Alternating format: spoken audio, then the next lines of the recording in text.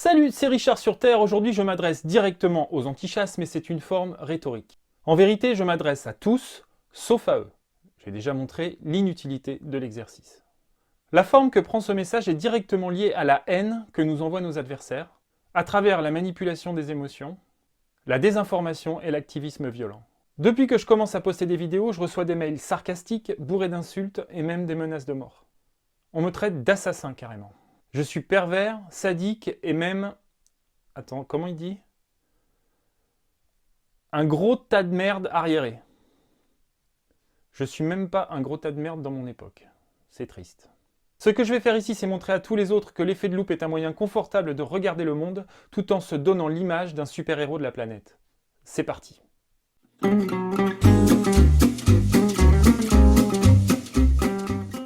Reculez un peu. Prenez de la hauteur et remettez-vous au niveau de la planète, de ses temps géologiques et de l'histoire de notre espèce. On a tout pourri, tout détruit, au détriment de notre ascension jusqu'à cette terre qualifiée d'anthropocène par les scientifiques. Jamais, dans l'histoire du monde, l'être humain n'aura eu autant d'impact sur son environnement. Notre mode de vie, en tant qu'être humain moderne, notre existence même, détruit la planète. Selon la théorie de l'esclave énergétique, chaque Français possède à sa disposition en permanence l'équivalent énergétique de 427 esclaves en bonne santé. Le portable que tu tiens dans la main, militant activiste, quand tu filmes ta propagande anti-chasse dans la nature, il en est vendu 47 par seconde dans le monde. Le bilan pour la planète est absolument désastreux. Ce portable détruit la nature en Afrique en polluant les nappes phréatiques et en détruisant la faune locale. Vas-tu fuir ta responsabilité ou est-ce que ton empathie ne peut pas être partout ? Penses-tu que l'énergie que tu déploies à pourrir la journée d'un papy qui chasse la griffe dans les vignes est raisonnable ? Tu m'agresses, tu m'insultes, tu brandis haut le drapeau de l'amour et de l'égalité entre les espèces, tout en ayant les deux pieds bien plantés dans un énorme tas de plastique que tu contribues tous les jours à faire grossir. Le problème qui nous occupe est tellement vaste que l'échelle des responsabilités n'épargne personne. Et là, je ne justifie pas la chasse en opposition au problème du monde. Ce serait comme dire « oui, ce que je fais est mal, mais il y a pire ». C'est pas ce que je crois, et ce serait une défense absurde.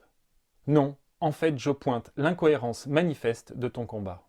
Je mets en avant l'effet de loupe. Tu es en colère à cause d'une fissure dans ton mur que tu es le seul à voir, sans te rendre compte que dans la main droite, tu tiens une allumette qui fout le feu à la baraque. Oui, Jacques ? Notre maison brûle. Et nous regardons ailleurs. C'est ça, Jacques. J'ai envie de te dire d'aller chercher un seau de flotte et de réfléchir à la meilleure manière pour que ça ne se reproduise pas. En plus, je vais te dire, si tu fais ça, tu n'auras même plus le temps de courir après les chasseurs. Après, quand tu seras irréprochable, si tu veux, on parle de cette fissure que tu crois voir. Partout où je vais diriger ma loupe, je vais trouver des comportements qui pourrissent la planète et chez tout le monde. L'exemple du portable, mais aussi les transports. Les vacances, la salade de tomates au mois de décembre. Ou l'arrosage de la pelouse à l'eau potable suivi du remplissage de la tondeuse à l'énergie fossile. À propos, ça te fait quoi de tirer des chasses d'eau potable? Tu le vis bien? Et quand tu tweets ta haine de la chasse assis sur le trône, tu quantifies ton impact réel à ce moment-là ou tu restes focus sur des micro-détails à l'échelle du monde? Pour avancer, regardons quelles sont les causes réelles de déséquilibre de la biodiversité en Europe. Sur le rapport de l'IPBES, le GIEC de la biodiversité, relayé par Le Monde en mars 2018, on peut lire « Enfin, en Europe et en Asie centrale, la situation n'est guère meilleure. 42% des animaux terrestres et des plantes ont enregistré un déclin de leur population au cours de la dernière décennie, de même que 71% des poissons et 60% des amphibiens. La première cause de cette hécatombe réside dans l'intensification de l'agriculture et de l'exploitation forestière, et particulièrement de l'usage excessif de produits agrochimiques, pesticides, engrais. Résultat, la région consomme plus de ressources naturelles renouvelables qu'elle n'en produit, l'obligeant à en importer massivement d'autres zones du monde. Le rapport souligne aussi le rôle du changement climatique, qui sera l'un des principaux fléaux pesant sur la biodiversité d'Europe et d'Asie centrale dans les prochaines décennies. Aucune trace de Papy Marcel qui chasse la griffe dans les vignes, ni même celle d'un équipage de vénerie qui court après un lièvre.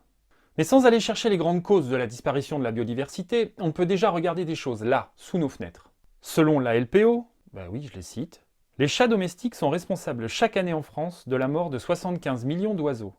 Et eux, ils s'en tapent de savoir si l'espèce est menacée. Peut-être as-tu un chat? Le lampadaire dans ta rue est responsable à lui tout seul de la mort de 150 insectes par nuit, soit 55 000 par an. On parle des prédateurs de ces insectes, notamment les chauves-souris, et de l'impact sur leur survie. Peut-être serait-il temps d'écrire un courrier au maire ou c'est chiant parce que tu vas plus trouver tes clés. Tu as une voiture?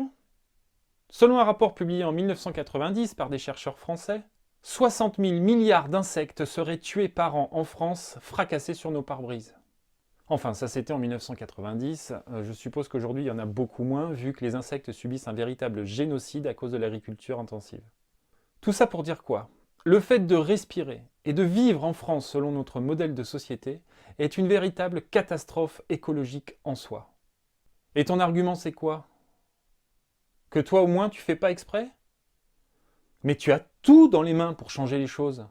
Débarrasse-toi de ton chat, vends ta voiture. Ne mets plus les pieds dans un supermarché, ne pars plus en vacances. Ne soigne plus ton gamin avec le moindre médicament qui a été testé sur des animaux. Et globalement, renonce à ton mode de vie d'Homo sapiens modernus pour vivre en phase avec ta nature de Superman vengeur protecteur des animaux. Après tout, ton confort ne mérite la mort d'aucun animal, si? Ou tu mets une échelle de valeur dans le vivant? Tu dis que je suis un assassin. Quand tu prends ta voiture, tu ne peux pas ignorer les insectes que tu vas tuer. Mais tu la prends quand même. En connaissance de cause. T'es un assassin ou pas? Ou alors on considère que la vie d'un sanglier a plus de valeur que les 150 invertébrés volants qui vont s'éclater sur ton pare-brise et que tu vas balayer d'un coup de lave-glace? Et qui sont eux-mêmes les maillons d'une chaîne alimentaire déséquilibrée parce que tu veux amener Léa à la danse? Il est facile de voir que n'importe quel humain peut être qualifié de dégueulasse par un autre suivant le combat qu'il mène. On change de paradigme? Allez. Tu ferais quoi si, en route vers le sabotage d'une chasse à courre, tu étais poursuivi par un activiste qui voulait détruire ton portable? Imagine 15 personnes cagoulées et pleines de haine qui te hurlent dessus. Arriérez! Allez voir le thème de Faites un sourire! Assassin! Assassin! Bah oui, selon ces activistes, tu es un irresponsable pervers qui tue la biodiversité en Afrique. Et t'en as rien à carrer du moment que tu peux filmer tes trucs. Ça te mettrait en colère ou pas? Et oui, à moins de vivre au bord d'un ruisseau avec une feuille de chêne pour seul vêtement en mangeant des racines, tu es le connard d'un autre. C'est important à comprendre ça. Notre existence même crée tellement de déséquilibre qu'on peut être victime partout, tout le temps, de la haine d'un activiste. Pardon? Est-ce que je suis meilleur que toi? Bah, possiblement. Mon impact sur la biodiversité est peut-être meilleur que le tien si on prend en compte tous les paramètres. Mais toi, tu préfères zoomer en suivant des émotions qui ne te mènent que vers un combat absurde et vide de sens. Sur une planète où la mort est la chose la plus naturelle du monde, tu t'attaques à la dernière qui reste visible, immédiate. Notre société moderne a planqué toutes les autres. Tu te poses en parangon de vertu, tu m'insultes et tu me donnes des leçons d'écologie? Avec cette vidéo, je te dis juste un truc. Tu montes au filet en chaussettes. Tu vas me répondre que ça n'empêche pas ton combat d'être juste. Et là, oui. Le ressenti de la justesse de ton combat, c'est la liberté que tu as. Et je ne cherche même pas à te la dénier. Mes valeurs sont opposées aux tiennes, mais moi je ne te crache pas au visage pour te les imposer. Je ne suis ni curé, ni juge au tribunal de la bien-pensance. Et pour finir, je donne la parole à Valérie. J'ai un cœur comme le vôtre, qui bat sa cadence et qui est le mien. Vous n'avez pas le monopole du cœur. Chemine le chemin que tu crois juste. Arrête-toi 2 secondes et prends le temps de mesurer ton impact réel sur le vivant. Apprends, partage, construis, échange. La haine que je t'inspire ne te mènera nulle part. Chemine ton chemin, mon ami, et laisse-nous vivre la vie qu'on a choisie, parce qu'en réalité, elle n'est pas moins vertueuse que la tienne. Je suis un humain, donc plein de paradoxes, et tu n'y échappes pas. C'est pour ça que je ne ressens pas de haine à ton égard. Sur bien des points, nous pouvons cheminer ensemble vers plus de justice écologique. Voilà, je voudrais remercier infiniment tous les gens qui soutiennent le projet de la chaîne sur Tipeee, je vous mets le lien en description, ainsi que toutes les références scientifiques. Si ça vous a plu, likez, partagez, abonnez-vous, apprenez l'harmonica, faites un don à Amnesty International ou buvez un verre de Sagarno basque à la santé de notre belle chasse. Ciao.